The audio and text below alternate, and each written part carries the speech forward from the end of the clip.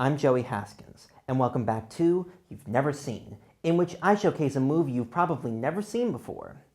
One Night in Miami tells a fictional account of a true story.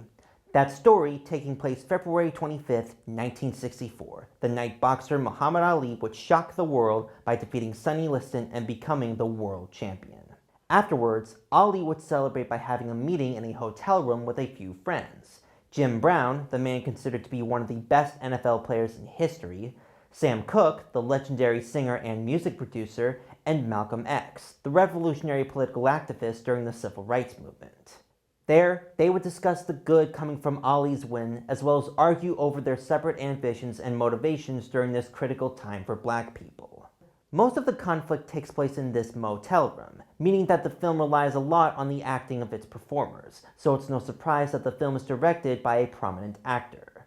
I've mentioned Regina King before. She's one of my favorite actresses, and she's come a long way in the past 30 years. From appearing in several films in the 90s to voicing the main characters in the critically acclaimed series The Boondocks, and even winning an acting Oscar in 2019.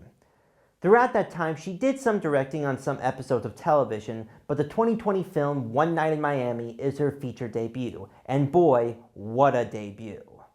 I cannot express how much I love this movie and how its performances and script are probably some of the best in the past few years. It was written by Kemp Powers, who also wrote the play the film is based on, but others may know him as one of the co-directors for the Pixar movie Soul, and one of the co-directors for Spider-Man Across the Spider-Verse. Powers writes all four characters at pivotal moments in their life. Ali, as he's about to go from rookie to superstar and seriously considering joining the Nation of Islam. Cooke, frustrated over not making his own mark in the music industry. Brown, deciding whether or not to pursue acting full-time and quit the NFL. And X, as he gets ready to leave the Nation of Islam and figures out what to do afterwards. The movie starts off with following each of these characters leading up to their one night together, and shows each of their individual struggles. Throughout the film, their discussions turn into arguments as Ali admits he's joining the Nation of Islam, which Brown and Cooke are skeptical about, and each of them discuss what is right or wrong with their actions and rhetoric in the fast-growing civil rights movement. And by the end of the film, their issues are addressed, worked through, and they make the decision to move forward, essentially. All of the characters in this film are complete characters, and that's an amazing feat despite being fictional versions of real people. It can be hard to make development for characters when their lives are very much documented and public. But Powers manages to give each character their own personality lined up with their real-life counterparts, as well as a complete story.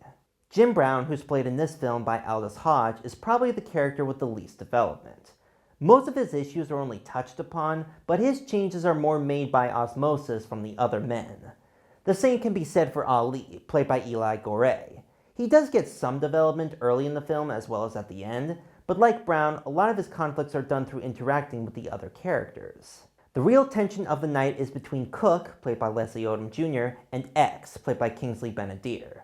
They represent two sides of the same coin, and often argue about who's doing what wrong for black people in the movement. Malcolm will argue that his music doesn't resonate with black people, while Sam will argue he provides more opportunities for them with what he does now. And it keeps going like that, until it escalates more and more.